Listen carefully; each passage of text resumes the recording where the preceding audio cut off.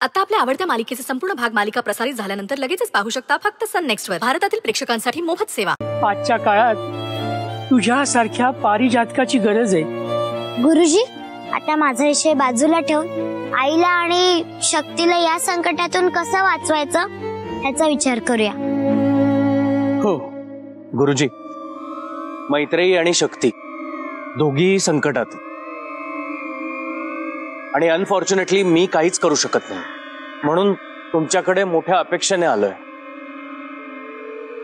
तुम्हीच काहीतरी मार्ग सुचवा।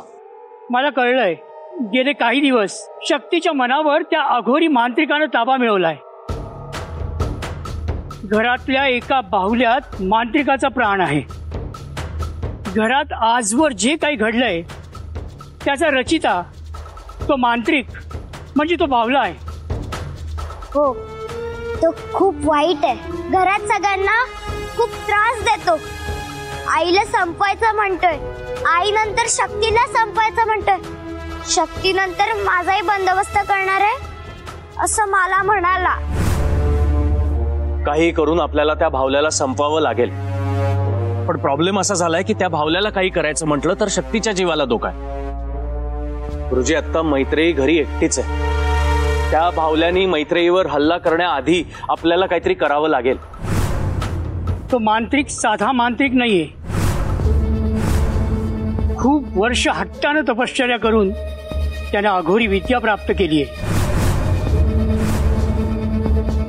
साक्षात महाकालीचा आशीर्वादही त्याच्या भाळी,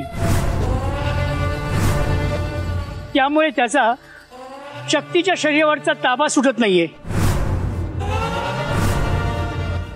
तर मैत्रीवर जे संकट आलं ते आणण्यात माझाही खारीचा वाटा आहे। म्हणजे माझ्या अवघ्या 6 महिन्याच्या लहानग्या नातवाच्या जीवासाठी मी मैत्रीला कॉल केला आणि कमलाचा जीव धोक्यात असल्याचं खोटं सांगितलं।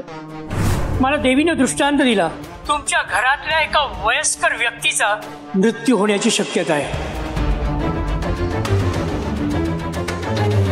तुझ्या आई समान कमलाबाईचा जीव जर तुला वाचवायचा असेल तर उद्या दिवस उजाडायच्या आत त्यांना घराच्या बाहेर काढ। त्या बाहुल्यानं बळजबरी केली होती मैत्रीला खोटा दृष्टांत सांगण्याची। मी आधी तयार नव्हतोच, पण अचानक माझ्या नातवाला रक्ताच्या उलट्या सुरू झाल्या। ते सगळं त्या बाहुल्यानंच घडवून आणलं होतं,